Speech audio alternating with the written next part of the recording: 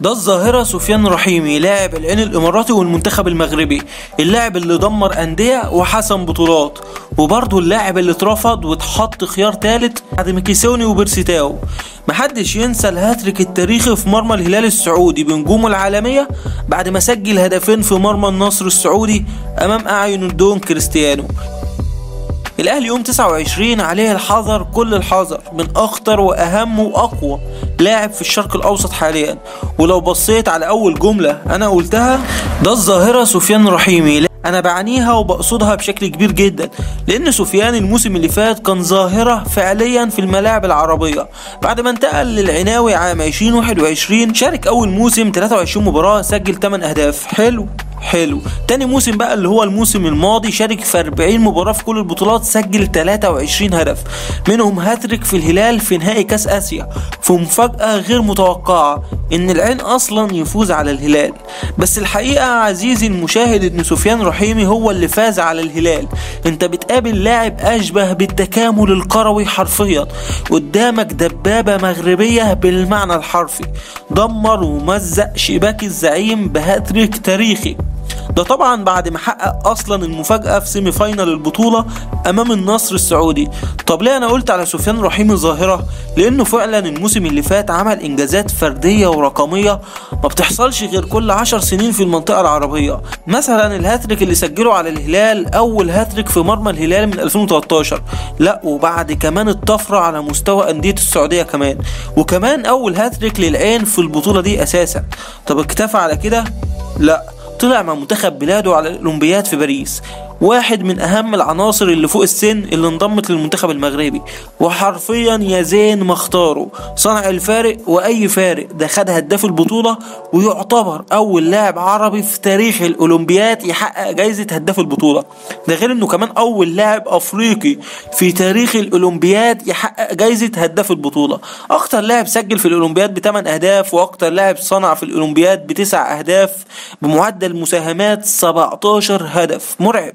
أول لاعب في تاريخ الأولمبياد على مدى 124 سنة يسجل في 5 قارات مختلفة خلال نسخة واحدة. ولو رجعنا بقى لأرقامه في الموسم بشكل عام، أكتر من سجل في دوري أبطال آسيا، وأكتر من ساهم في دوري أبطال آسيا، وفاز بدوري أبطال آسيا، وحقق الميدالية البرونزية في الأولمبياد.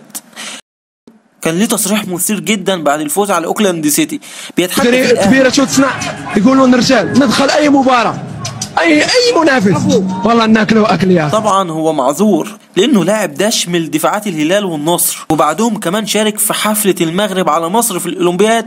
بس لازم تعرف ان انت يا سفيان بتتكلم على بابا الشغلانة وبابا اللعبة. لو هنتكلم بقى عن مميزاته الفنية، كلمة مزعج هي أبلغ صفة سمعتها وقرأتها عن سفيان رحيمي.